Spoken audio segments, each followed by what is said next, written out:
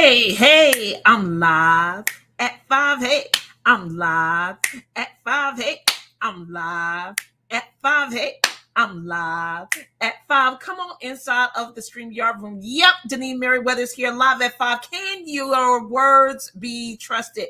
This month is all about honoring your word. It is the last month for Live at 5. So I want y'all to get it in, grab all the goodies that you can, connect how you can, get in where you fit in. Figure out where you're going to go with me next. Are you going to do one-on-one coaching? Are you going to join a program? Are you going to take a digital course? I don't know how you're going to stay connected, but you better get in here while the getting is good. Hey, sissy, how you doing? I need my red dress. Now, I don't know if you heard the song, but I sang, and I need my dress. So give me my dress. Look, you guys, so excited that you are here. This conversation is, can your words be trusted? It's all about honoring your word. It's all about, I don't even know what this is. Is that the okay, all right. Give me the red dress. I appreciate it. So listen, let's get into this conversation about, can your words be trusted? I remember having a conversation about trusting other people and how it feels and all those things. And it's all based on word. But let me go ahead and introduce myself. My name is Denise Merriweather. I am the CEO and founder of Queenpreneur's Jumpstart Program. It is the #1 training environment for women in the world looking to leverage their knowledge, ignite their passion, build a highly profitable business by building their courage, confidence, and competence so they can accept, believe, and commit to what it is that God has called them to do. While I am entering this next phase of how I want to serve and how I want to give my time to the people that are following me, I am challenged by this conversation is of, can your words be trusted, right? I mean, it is the very thing that caused me to stay and be here and show up in this space every Monday, Wednesday, and Friday. And when you look at your life and you listen to the things that you have said, what you have created and put out in the world, the commitments that you've made, the decisions that you made, the connections that you made, the things that you talked about today while you were at work or while you were at play. The question on the table is, can your words be trusted? And I'm just going to give you a little test, right? A little test to see, so you can see whether or not your words can be trusted, right? And the first question I would ask is, do you write checks that people can cash? Do you write checks that people can cash? And you know, when we say that saying, we kind of mean like, we can take you at your word. Like, whatever it is that you're talking about, you're talking facts. You're not talking emotionally, which I'm not saying that emotions are bad, but that you could actually back up whatever it is that you're saying. Right, those used to be fighting words. Right, don't write a check that your butt can't cash. Right, don't get yourself in a situation that you can't get yourself out of. And my question is, your words, can they be trusted? Do they write checks that can be cashed? So when you say it, can we do something with it? Can it actually materialize and turn into, or can we see it when we look around? Right, these are all things about you writing a check that can be cashed, that we can actually rely on your word. Because here's the thing that I think that you should think about when you're writing checks every day, because you're writing checks with these lips every day. If you ever found yourself in a situation, and you know, I have this thing about not being chosen, but when you're not chosen to be a part of a particular project, or no one's asking you to be the lead or to make something happen, it could be as easy or as simple as, will you come and pick me up? Right. There may be situations in your life where you've seen that people, when your name is mentioned, that you got the assignment or the project, people are disappointed that it's you. Right. And it's all because there's something with you not honoring your word. Right, you're writing checks that you can't cash. You're not delivering on the promise. Put it in the chat. Do you deliver on your promise? Do you deliver on your promise? And the thing about promises, sometimes we think it's just based on how we show up and what it is that we said that we was going to do, and us delivering that result. But it's actually you being the promise. right? That you are the one. Put it in the chat. I'm the one. Like, I am the promise. I am the commitment. I am the thing that I said that I would do. And when you operate in that sense of being the promise, being the one, being the actual thing that you committed to, I think it'll prevent you from flicking out and not honoring what it is that you said. But you got to get the concept of being the promise and not just making promises. Because when you make a promise, number one, and you don't have to put this down as a number one, but I'm just saying, when you make a promise, number one, you're actually, I don't want to say it doesn't have the same value, but when people make promises, how do you feel about them typically? Like, how do they resonate with you? How does it feel? I promise I'm gonna give you a call. I promise I'm gonna call you back. I promise I'm gonna let you in. I promise I'm gonna show up for your thing. Like, when you hear that word, right? Someone making a promise to you and they're not the promise, right? It could be flippant. It could be something that they commit to or actually do or not do based on the value that they have on the promise that they made. But when you actually stand in the place that you are the promise, like that the promise don't exist without you, that the promise can't happen without you, that the promise don't show up unless you show up, then you get the weight of the promises that you make, right? You get how important it is for you to actually honor whatever it is that you said. And we'll stop making promises that we can't keep and writing checks that we can't cash, right? The second point that I want to make today is the proof is in the pudding. The proof is in the pudding, right? So I think sometimes, when we get here on social media, different spaces and places, we tend to say that we're someone that we're not, right? Some people would call that the imposter syndrome. And sometimes I just think it is just us exercising or allowing our fears or our uncertainty to prevent us from doing the things that actually will cause us into, or that we will walk into whatever it is that we're saying that we are. But the proof is in the pudding. If you say that you are an expert in getting people results, then you would have results and the people that you work with have results. You get that, right? I am a results coach. I am a performance coach. I'm in that realm. I help you transition from your career to your calling and navigate your journey from your passions to your profits, right? So I'm helping assist you with getting clear on what is the thing, what's the cause that's making you move or say that you want to give your life to.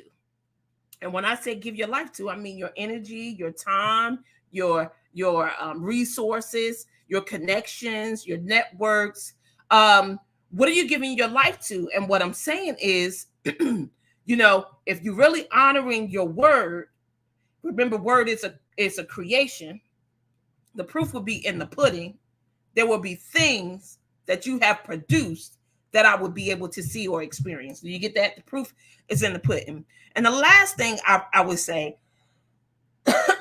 is that people could just look at your life and see if you can actually be trusted. Like, your life. Here's one thing that I know about me because of my word. I know that there's people in my sphere, in my community around me that want to be in conversation, just in conversation, like share space with me because of my word, right? So let's follow this. Do you get that you are word? And when I say that you are word, do you understand what I mean when I say that you are word?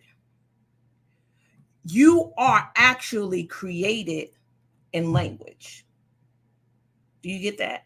How people actually experience you is created in the words that come out your mouth, right? You know how people can say, wow, she's aggressive. Wow, she's bold. Wow, she's courageous.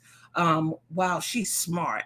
Wow, she's a beautiful person. She has a calm spirit. She is I'm not even going to try.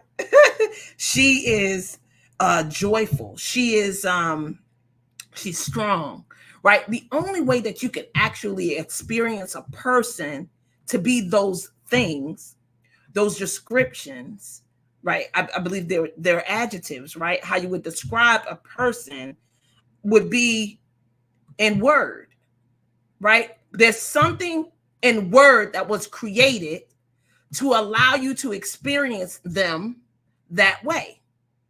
So when people say that I'm bold or I'm courageous, it's because of how I talk and show up in spaces, how I move, how people either are attracted to me or repelled by me. It's all word.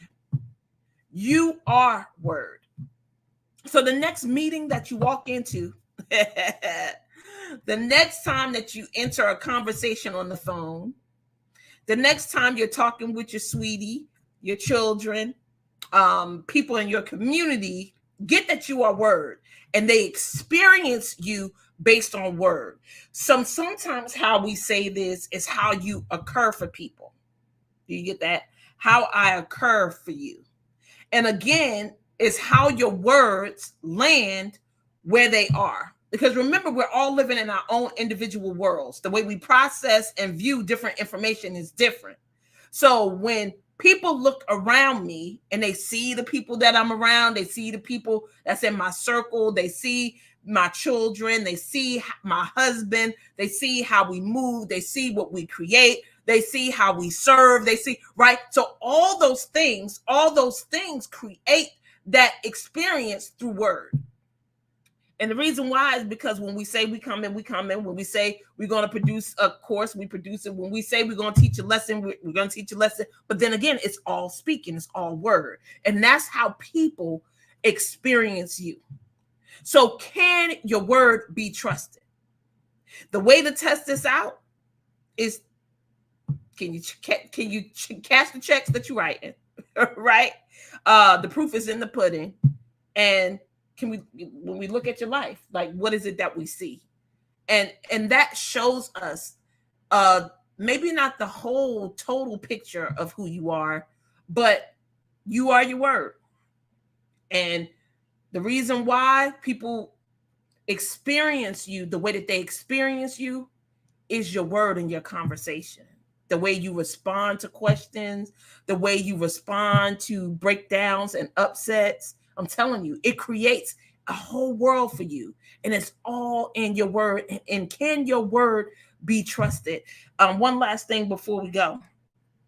So my husband and I was just sitting upstairs, and there was a gentleman that was in the neighborhood that dropped something in our trash can. Now, I said, do you want me to say something? Right? Because for me, I'm like, don't put stuff in my trash can. The trash can is not for your loose water bottle or your trash while you walking by for you to lift up my trash can and put your trash in it. Now, for some people, that's kind of like, but it's a trash can. It ain't nothing that you got to touch. You don't have to worry about it. But I don't like it. Like, I don't want people putting their little dog poopy things inside my garbage. Like, don't do none of that stuff in my garbage can. Okay? Right? But the way that I wanted to respond, right, would have given that gentleman an impression of me. Because, my response was going to be like, sir, don't put nothing in my garbage can. That's not a garbage can for you to put loose items in. Right? But my husband was like, nah, like, that ain't even, nothing to be expressive about. Do you understand what I'm saying? Right? It's because, remember, that first impression could create something. It will create something. Because the only way he would be able to experience me is through my words. And it was going to be, don't put your stuff in my trash can. Now, how do you think that would have left him? Not feeling warm and fuzzy over a water bottle? Really, Janine? Right? So I just want you to think about these things. Think about how you're creating stuff with your word and the experiences for other people. And can you be trusted? Because there's so many things that God may want to put in your hand, but because of your creation, your word, he can't give it to you yet. Because you're gonna mess it up. You're gonna act crazy. You're going to act crazy. You're going to say something you ain't got no business saying. And ultimately, it's going to lead you to doing something you shouldn't have been doing. But your word created it. Do you get that? All right, look, enough. There it is. Hopefully you got it. This whole month is all about honoring your word, right? We'll talk more about that. I'll give you more examples and things that I face each and every day with word. And that's all you're doing is creating with word, right? Life and death is in the power of the tongue. Whatever it is that you say that you are, that's who you are. Do you get it? All right. I love you guys. Always looking forward to serving you. I'll see you guys on Wednesday. Again, honor your word. It's all about creation. I'll see you guys then. Hey, I'm live at 5. Hey, I'm